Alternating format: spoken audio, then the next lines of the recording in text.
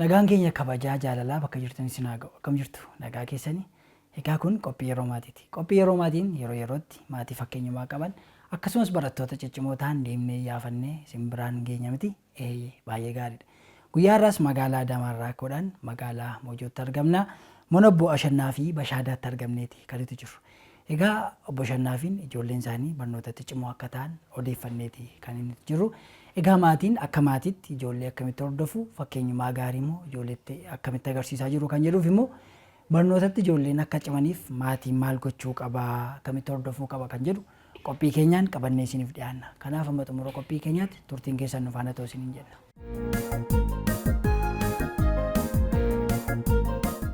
Tole egaa duraan dursaa carraa nuuf kennitanii mana keessanitti argamnee isinii wajjiniin gaaffiif deebii akka goonnuuf waan nu fayyamtaniif maqaa daawwattoota keenyaatiin guddaa galatoomaa isiniin jecha mee daawwattoota keenya wajjin wal baraa.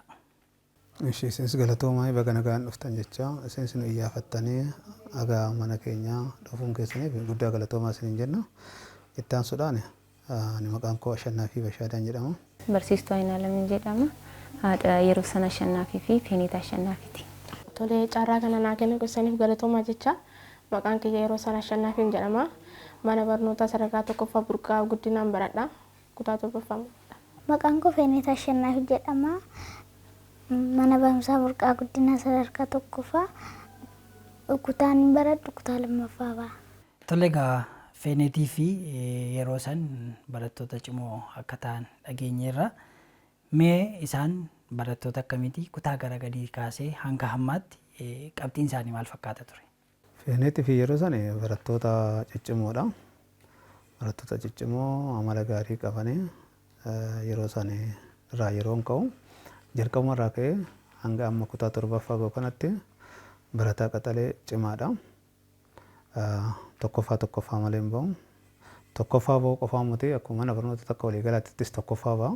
Qabxii gaariidha kan inni galmeessisu. Kanaaf gammachuu guddaan irraa qaba. Kanaafis immoo barataa baratee boruu biyyaa ta'uuf jedhee yaadaa jira waan isaa milkeessu. Isheenis immoo faanuma isaa hordofaa jirti. Haaluma gaariidhaan deemaa jirti. Isheenis kutaa tokkoffaa baate. Haa ta'u immoo kutaa lammaffaa kanatti amma lammaffaa baate. Lammaffaa ba'uu kana immoo fooyyeffattee kan jedhu abdii qabna. Yeroo tokko tokkos gadi bu'anii ilaaluun namni nafaanaa dorgoma jira jedhanii beekuunis barbaachisaadha waan ta'eef ammas ilaalteen fooyyeffadha abdii qabna. Barattoonni akkuma waliigalaatti ta'uu ilaalle maatiin baay'ee bareeda gaariidha jechuun barbaada. Yeroo san fi Feenet barattoota qaxaleedha ciccimoodha. Akka harmee deeggarsa danda'u nan taasisaa fi isaanis immoo narraa fudhatu jechuudha. Dabaree sa'aatii argadheen yeroo barnootaan yookaan hojiidhaan booda walitti dhufeenya cimaa qabna. Gaaffiis nan gaafadhaa. Qabiyyee isaanii hin jalqabne durseetan barsiisa. Gaaffii baasiifaa nan kennaa fi gaaffii akka shaakalan nan taasisa. Haala kanaan ijoollee tiyya nan gargaara jechuudha. Ani keejirraa kaaseeti cimaadha. Ispeeshaalii immoo kutaa tokkoffaarraa kaasee aga kutaa torbaffaa amma tokkoffaa ba'aan jira jechuudha. Keejii tokkotti tokkoffaan ba'ee, keejii lammaffaatti afuraffaan ba'ee, UKG'tti immoo saglaffaan ba'ee. Kutaa tokkotti tokkoffaan ba'ee, kutaa lammaffaan ba'ee. Kutaa tokkoffaa afreejii 98.8 fide. Kutaa lammaffaa 96.7. Inni sadaffaa isuma keessaa. Afuraffaanis 96.8. Amma gara shanitti immoo fooyyessee tanan 98.2 fide. Jahatti immoo daran fooyyessuudhaan 99.65 fide. Torbatti immoo 98.8 jechuudha. Egaa yoo san tokko kaasee hanga kutaa torba ga'utti sadarkaa tokkoffaa akka inni ba'e kan nutti himtanii. Kanaaf akka inni barataa cimaa ta'uuf Feenetis akkuma kana barataa cimaa akka isheen taatuu fi maaltu isaan gargaare? Akka maatiitti maal irratti hojjechaa jirtu? Akka isaan barattoota ciccimoo ta'an gaheen maatii olaanaadha. Ispeeshaalii haatis anis ijoollee keenya kan sirriitti kan hordofnu duukaa buunaa waan isaanii barbaachisu hundaa hin guunnaa fi oo xiqqaate fi rakkanna malee isaanii dhimma barnoota irratti rakkatan. Wantoota isaanii barbaachisu hundaa kitaabas dabalatee wantoota isaa barbaachisu ispeeshaalii amma inni kitaabota adda addaa inni dubbisuu irra gahee waan ta'eef kitaabota inni dubbisuu qabanii fi riferensiiwwan adda addaa biteetti fan guutee mana kaa'eefii jira jechuudha. kana guutuu isaa qaba. Innis immoo yeroo isaa kennee of kennee hojjeta waan ta'eef bifuma kanaaf kanattu milkaa'inaa fi karaa ta'e dheetan yaada. Hordoffiinis jira. Wanni isaan hojjetan immoo karoora mataa isaanii qabu. Karoora raawwatu. Karoora waan hojjetaniif immoo sirriitti galma gaanii jiru. Anis immoo dhumarratti gaaf isin bakka akkanaa geessanii dhumarratti gaaf qabxii akkanaa galmeessita waan akkanatti isinii godhadhee waadaa waan galuuf waadaa san immoo isuma laalee waan raawwadhuuf isaanis cimaa hordoffii isaanis cimsaa qonnaa isaanis cimsaa milkaa'aa jiru jechuudha.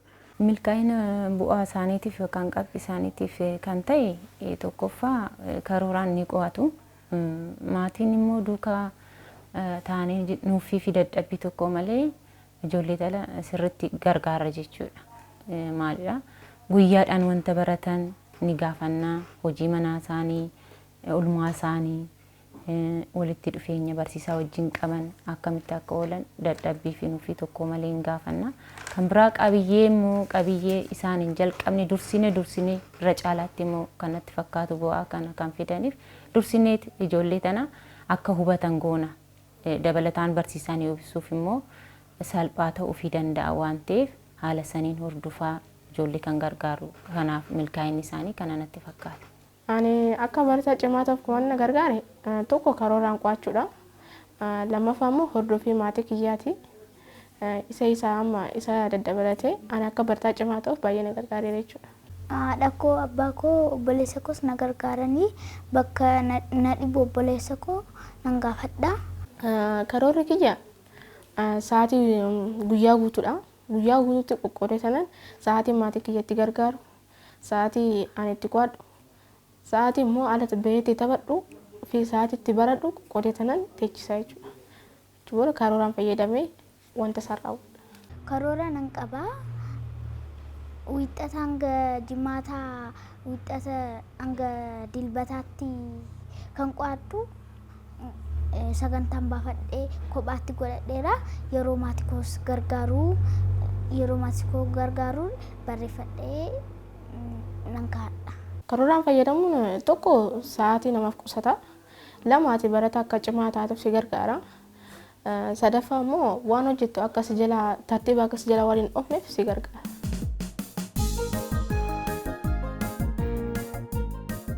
Ijoolleen maatiirraa jaalalaa fi yeroo ni barbaadu.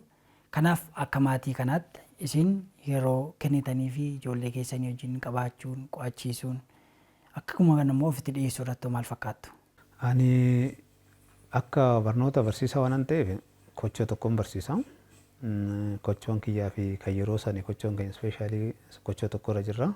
Kochoo tokkorra jira waan ta'eef isa hordofuudhaaf baay'ee naa tola.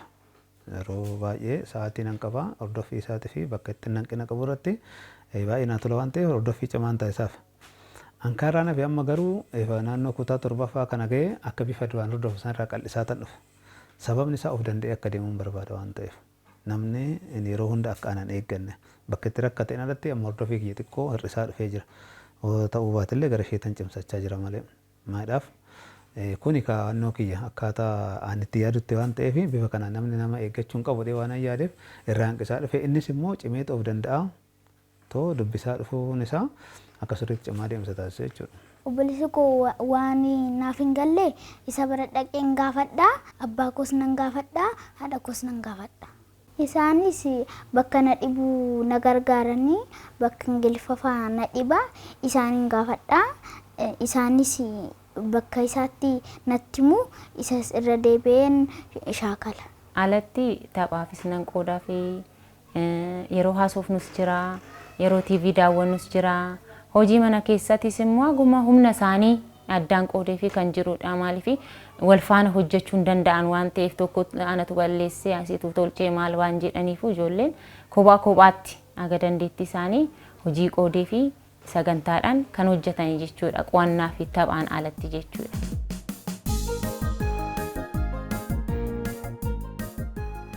Yeroo baay'ee ijoolleen yaada isaanii ibsachuus ta'ee mana barumsaa keessatti barsiisaa gaaffii gaafachuu, barsiisaatti siquudhaa fi ofitti amanamummaa qabaachuun murteessaadha. Ofitti amanamummaa kan isaan horatan immoo maatiirraati. Akka maatii keessanitti ijoolleen keessan akka isaan ofitti amanamummaa godhataniif maal irratti hojjechaa jirtu? Maatiin keenya maatiin nama jireenyi jidduu kun almost bakka haadha fi abbaa ijoollee maal osoo hin taane akka hiriyaadha jechuun dandeessa. Homaa nutti dhiyaatanii waliin wajjin hojjennaa yoo taphan waliin taphan akkuma ijoolleetti gad deebinee waan hundaa waliin hojjennaa. Garuu iddoo itti safuu eeggatanii fi wantoota hundaa beekan hundattuu tokko tokkoon aadaadhaan wal qabsiisee wantoota akka safuu aadaa Oromootitti akka guddatanii fi kanas akka sirriitti beekan godhee ofitti dhiyeessee akka maatiitti almost bakka hiriyyaadha maatiidha warra akkatan hundaa iftoominaan himatu nus immoo waan isaanii ta'uu qabuu fi waan guutuu qabu hundaa hin guunnaaf jechuudha. Amma nama fuulduratti bahanii waa dhiyeessuuf baay'ee sodaatu. Nama wajjin keessa jiraattu sodaachuu hin qabdu. Sodaa kana ofirraa barreessuu qabdu. Gama kiyyaan sodaan waan jedhamu hin jiru. Ofitti amanamummaa guddaa qaba. Barsiisota kiyya wajjin baay'ee walii galaa waan rakkadhees nan gaafadha. Barsiisaa kiyya akka hiriyaattan waliin haasaa jechuudha. Maatii wajjinis baay'ee hiriyaadha. Waan isaan aannan galle isaan baay'een gaafadha. Amma hordoffis naa godhu isaanii waan na barbaachisu immoo sirriitti naa bitu. Waan ta'eef maatii kiyya wajjin hiriyyummaa guddaa qaba jechuudha. Hordoffii cimaa goonaaf walirraan citu hordoffiin keenya barnootaa yoo galan maal akka baratan maal hojjechuu akka qaban yeroo taphaa yeroo qo'annaa isaanii yeroo tiiviitti ilaalan addaan baasnee fi kan raawwannu ta'a jechuudha. Mana barnoomsaattis immoo haala isaanii naamusa isaanii barsiisaa isaanii kan gaafannudha yeroo yeroodhaan kan gaafannudha. Dhiyeenya manni barnoomsaa isaaniitis bilbiluudhaanis deemuu baannus bilbilaanis kan hordofnu. Barsiisota isaanii wajjin qunnamtii gaarii kan qabnudha jechuudha. Haala barnoota isaanii irratti maalirraa akka jiran kan gaafannudha jechuudha. Barnoonni manaa eegalaa ijoollee maatiirraa barnoota idileen alaa kan isaan argatanidha jechuudha. Kanaaf maatiin immoo fakkeenyummaa gaarii ijoolleetti agarsiisuu qaba. Akka maatii kanaatti ijoollee keessanitti fakkeenyummaa akkamii agarsiisaa jirtu? Fakkeenyummaa gaariin maatiin kun qabu mana kana keessatti wantoonni barataan isaan rakkatan iccitii wanni jedhamu hin jiru. Iccitiin isaan rakkatanii amma ijoolleen waan ta'etee balleessitee waan ta'etee rakkattee rakkoo saniif immoo dhoksuu waan jedhamu hin jiru. Dogongora yoo dogongoranii dogongora saniif dhiifama gaafatu. Dogongora kana dogongorree dursanii dubbatu.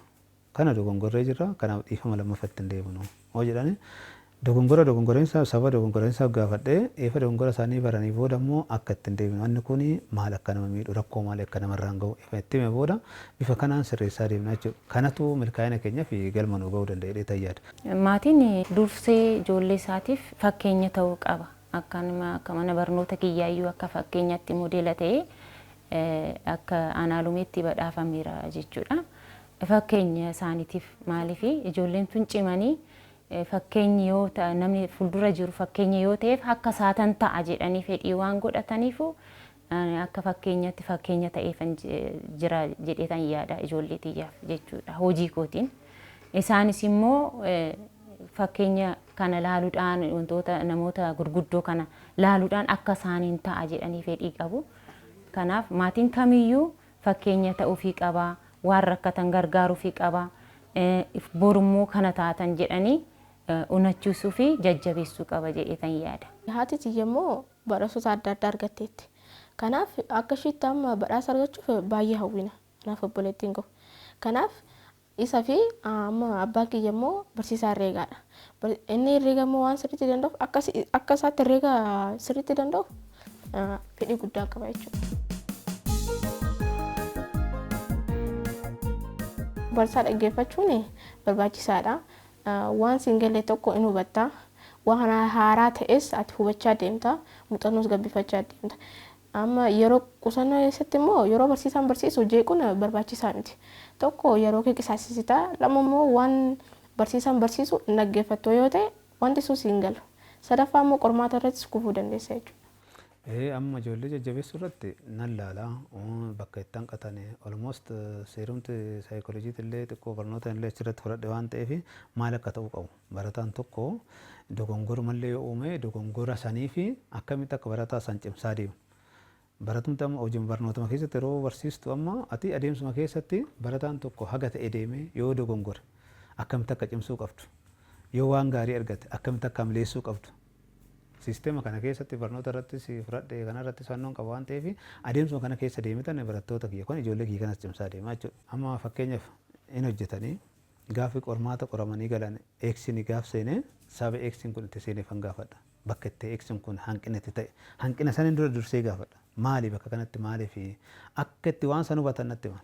Akka itti waan san hubate immoo akkana ta'uun irra deebi'ee itti himu. Lammata immoo akka dogongorri sun seenne sirriittanii qabiicha san duraa duuba isaa irra deebi'ee hubachiisaa jechuudha. Gahee sana booda innis waan saniin dogongoru. Amma waan tokko irratti gaaffii tokko dogongoruun dura rakkoo maalidha? Qabiicha isaa sirnaan hubachuu dadhabuudha. Bitaa mirga isaa, duraa duuba isaa. Waa'ee maali akka waan sun dubbatu sirriitti nu hubanne taanani ni dogongora. Gubbaa gubbaarra dubbisa yoo ta'e jechuudha. Akka gubbaa gubbaarra hin dubbisne immoo waan sirriitti irra bu'eetan duukaa bu'ee ta'e itti himaa jechuudha. Ankaaraan hafe immoo gaafi isaa waan isaa gaarii san hojjetanii dhumarratti badhaasa qabu. Badhaasan qopheessuuf qabu. Badhaasa kana immoo akkaatuma waadaa galeebsanittan fuudhee badhaasa kana raawwadhaafi jechuudha gaafi isaa waa san xumuranii galma gahan. Hangamatti badhaasota hedduu argadheera. Hanga aanaattis deemee badhaafameera. Akka mana barumsaatti waliigalaattis badhaasota hedduu argadheera jechuudha. Walaloo walaleessaa walaloo mata duree koos Oromiyaa biyya koo biyya qananiitu waan daambalaatu bunaa fi garbuun kee dammaa fi aannan kee albuudaa fi warqeen kee addunyaan beekame kunoo qabeenyi kee qaxalee lammiin kee baratee barsiisee xiyyaara oomishuun kunoo agarsiise waan dhaggeeffattan akka taasisu.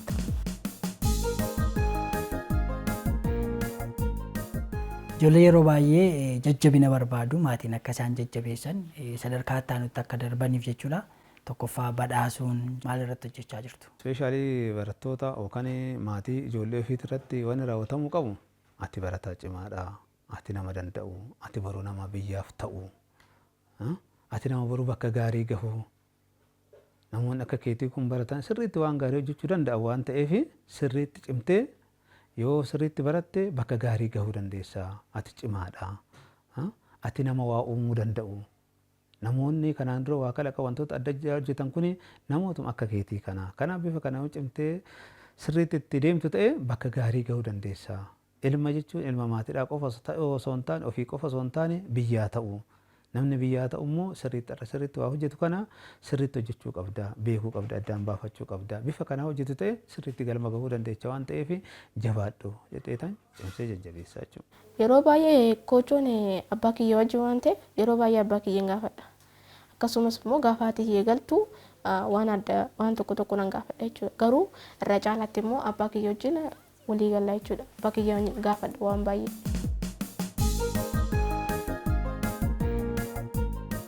Egaa ijoollee barsiisuu duwwaatu hin taane maatiinis ijoollee irraa waan isaan baratan irraa waan baratu ni qabaata. Akka maatii kanaatti mee ijoollee keessan irraa maal barattani? Isaan irraa waan ani baradhu amma waan tokko sirriitti amma isaan ispeeshaalii televizyiiniin hordofu wantoota adda addaa ilaalu. Akkaataan ani itti waa hubadhu duraan itti hubadhuu fi akkaataa itti isaan waan kana ilaalan itti hubatan gargar. Akkaataa itti waan san itti himuu fi akkaataa isaan deebi'anii immoo itti nama mormantu jira. Gaaf nama mormanii anis deebi'ee tan laalaa jechuudha. Deebi'ee tan of laala. Eessattanii waan kana bifa kamiin hubadhe. Yeroo tokko amma ana caalaa isaan teekinooloojiidha walitti dhiyaatu dheetan yaada sirriitti waan ta'e irratti hubannoo qaba waan ta'eef anis irra deebi'ee tan laalaa waan kanarratti xiqqoo cimina mataa isaanii qabu. Amma ispeeshaalii inni wantoota akka koompitaraati irratti waan bifa kanaan amma ispeeshaalii waan baay'ee irraa baradhanuu deebi'ee ofuma isaa kiyyaati deebi'ee mataa isaatiin. Kanaaf akkaataan itti waa hubatu akkaataa itti waan calaqqee waan sanitti kennu ani taa'ee itti dhaggeeffadha jechuudha. Yeroo tokko immoo gosa barnoota hundarratti anis cimaa muti wal fakkaataa muti barnoota hundarratti. Fakkeenyaaf bakka itti hanqina amma fakkeenyaaf ani herreegan barsiisa. Herreega yeroo barsiisu immoo bakka itti immoo sabjektii ani hundarratti perfeekt ta'uu hin danda'u naannoo barbaade. Kanaaf bakka itti hanqina qabu irratti immoo gaafinni tokko waan san tarreessee natti immoo anuu kanaan dura edaa waan kana oduun hubatiniin darbe jedheen iddoo itti ijoolleetti irraa itti baruutti jira jechuudha. Isarraa waan baradhu karooraan hin qayyabataa tokkoffaas bahaa anis akka isaatti tokkoffaa bahuun nan hawwa. Amma al tokko yaaleen ture makiinaa maagneetiin hojjetamu. Maagneetiin sun poozitiivii taanaan wal dhiibu waan ta'eef isaan amma wal dhiibnaan hin deemu. Sochiin hin jiraata jechuudha. Sochiin waan jiraatuuf kun bareeda. Amma immoo hanga akkasitti immoo deemee xiyyaara fa'aa hojjechuun fedhiin qaba jechuudha.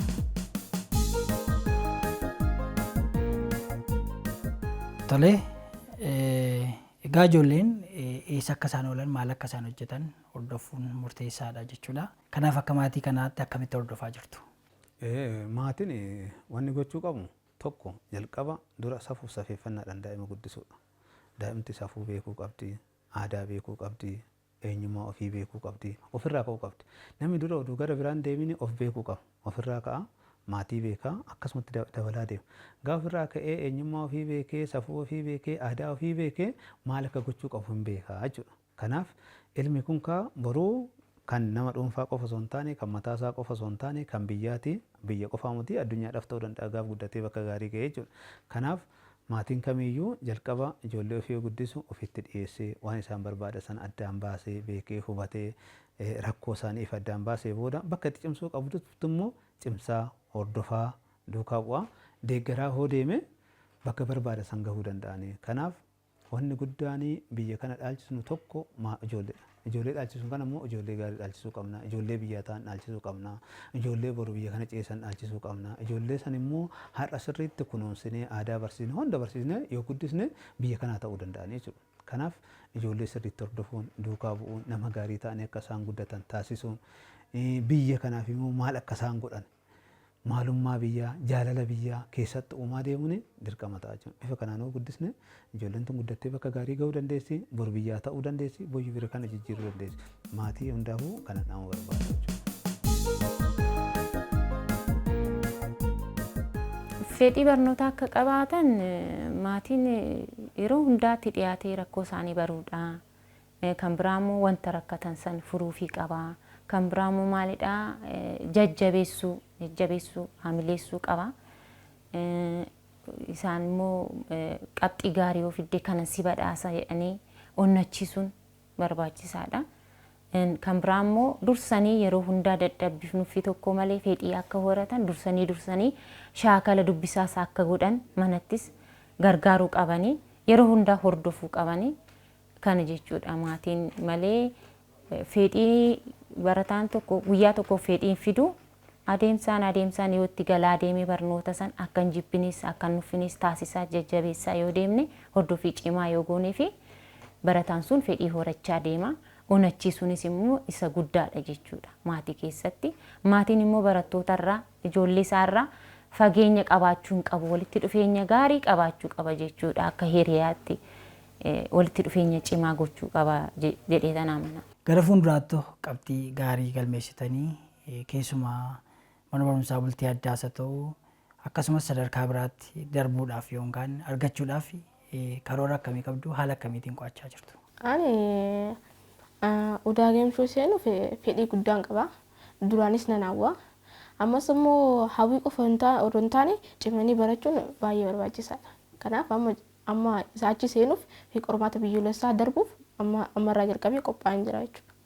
Amma achi seenuudhaaf qabxii kiyya fooyyessuun qaba. Qormaata biyyoolessaa irratti sirriitti qophaa'uun qaba. Akkaataa inni gaaffiitti dhufu immoo kan bara baraan itti qoraman san fuudhee tanan isa qo'adha jechuudha. Akkaataa gaaffiin itti bahu. Gara fuulduraatti doktara ta'uun barbaada. Ani mul'ata qofa inni fuulduraa saayintistii ta'uudha. Waa qorachuu fedhii nan qaba.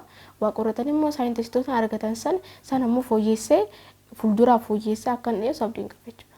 Mul'anni isaanii gara fuulduraatti qaban haga ammaa dhaabbataan haa ta'u dide. Ni jijjiirama yeroo yeroodhaan. Ispeeshaalii dhawaatuma inni fa'aa dhawaatuma dabaluun wanni isaa jijjiiramaa deema. Dhawaatuma dandeettiin isaa akkaataan waa itti hubatu, waa itti ilaalu dabalaa deemuun jijjiiramaa deema. Kanaaf ani kanarratti kana ta'a jedheen hin beeku. Fedhuma saayinsii irratti akkaataa adeemsuma saayinsii irratti duukaa bu'ee hordofaatuma deeme malee kana ta'a jedheen dura amma yeroo jalqabaa inni doktoraan ta'a jedhee ture hin dhiisee paayileettiin ta'a jedhee ture ammas immoo waan biraa yaadaa jira. Kan yeroo yeroodhaan dhawaatuma jijjiiramaa deema dhawaatuma guddatuun yaada isaa jijjiiraa deema waan ta'eef fuuldratti sirriitti bahee gaaf sirriitti waan hunda addaan baasee hubate kallattiin itti deemuu irratti duukaa bu'ee cimsuun alatti wanni baay'ee waan godhu jiru jechuudha. Ijoolleen akka keessan barattoota ciccimoo ta'uu ni barbaadu. Kanaaf dhaamsa akkamii qabduuf? Barattoonni karooraan qo'achuu qabdu. abbaa keessanii fi haadha keessan kabajuu qabdu. Yeroo keessanis qisheessuu akka hin qabne isaan nan gorsa jechuudha. Isin barnoota keessanitti cimaa maatii keessan gargaaraa barnoota keessan sirriitti qayyabadhaa karoora baafattanii akka qayyabadhaa jechuun barbaada. Ani akka yaadatti maatiin nuffii tokko malee rakkoo daa'imman isaanii baranii furmaata gochuu fi atattamaan immoo wanta san atattamaan furmaata gochuu fi qabanii har'aa booroo osoo hin taane maalni barnoonni amma har'a kan baratan boorisitti fufiinsa qaba waan ta'eef meeshaa barnoota yoo ta'e atattamaan furmaata godhaniif malee jalaa wannoo jechaa deemuu danda'a qisaasaa deemuu danda'a wanti baratan sun. Kanaaf maatiin yeroo hundaa ijoollee isaatiif maal gochuu qaba deeggarsa walirraa hin cinne nuffuu hin qabu dadhabuu hin qabu guyyaa guyyaan wanta baratan mee maal barattee faayoo jedhaniin ijoolleen sun itti dhiyaattee wanta biraatu himuu danda'an waan ta'eef dadhabne jennee dhiisuu hin qabnu jedhee tanaa mana ijoollee maal gochuu qabna yeroo hundaa hordofuu qabna deeggaruun barbaachisaadha jedhee tanaa mana maatiin hundumtuu dadhabbii tokko malee ijoollee keessan gahoomsuuf qabxii gaarii irraa argachuuf bu'aa gaarii irraa argachuuf dadhabbiif nuffii tokko malee hordofaan jedha kanuma.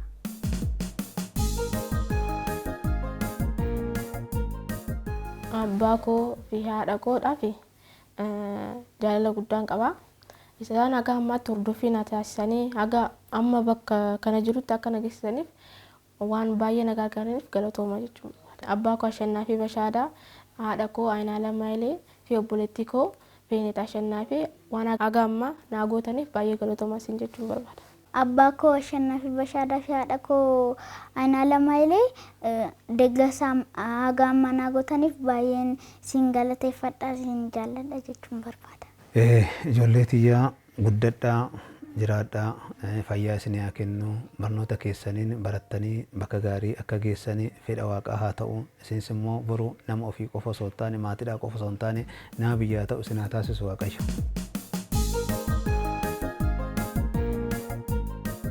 Kabajamtoota daawwattoota keenya haga yoonaatti kan isin daawwachaa turtan qophii yeroo maatii ture. Egaa yeroo maatii keenya irraatiin magaalaa Mojoo mana Abboo Ashannaafi Bashaadaatti argamneeti kan nuti jiru. Egaa Abboo Ashannaafiin ijoollee isaaniitti hojjechaa akka jiranii fi akkuma kanallee fakkeenyummaa gaarii ijoolleetti agarsiisaa akka jiran ijoollee isaanii guyyaa guyyaan hordofaa akka jiran ofitti dhiyeessaa akka jiranii fakkeenyummaa gaarii akkatti agarsiisaa jiran qophii keenyaan nutti himaniiti kan jiru. Egaa maatiin bu'uura waan hundumaa waan ta'eef maatii fayya buleessa horannaan hawaasni fayya buleessa ta'a. Hawaasni fayyaa taanaan immoo biyyi fayyaa ta'a. Kanaaf maatii gaarii hundeessuudhaaf egaa bu'uurri dirqamni isaa nama hundumaarra jira jechuudha. Kanaaf ijoollee keessan irratti hojjedhaa maatii gaarii ta'a isiniin jecha qophii keenya asirratti xumura. An qopheessaan qophii kana gammachuun isaa akkeen ture ogeessa kaameeraa keenya Ayyalaa Mangistuu akkasumas ogeessota istuudiyoo mara taanee isin faana turre torbee dhufu iddoo biraatti qophii biraatiin hanga wal agarruutti nagaatti.